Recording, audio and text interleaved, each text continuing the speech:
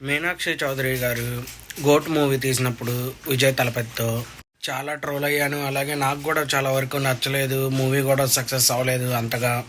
చాలామంది నన్ను అయితే ట్రోల్ చేశారు. ఆ లుక్తో అలా ఉన్నాను, అలా యాక్షన్ చేశాను.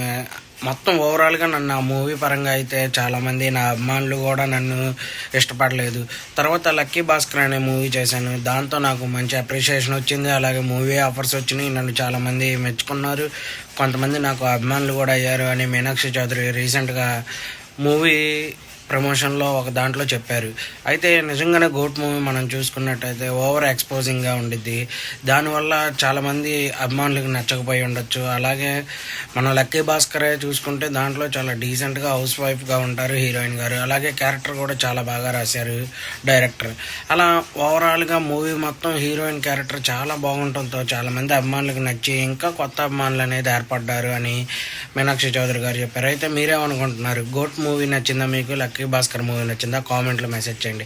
అలాగే మన ఛానల్ మనం కష్టపడి చేస్తూ ఉండటం ఏదో రోజు సక్సెస్ వచ్చా అనే దానికి నేనైతే రీసెంట్గా అవును అనుకుంటున్నాను. ఎందుకంటే కొన్ని పరిణామాలు మనకి అలాగే ఎదురవుతున్నాయి కాబట్టి ఇన్నాళ్ళు లేని కొంచెం సక్సెస్ కానీ లక్ కానీ ఈ టైంలో కొంచెం ఫేవర్గా వస్తుంది అని అనిపించింది.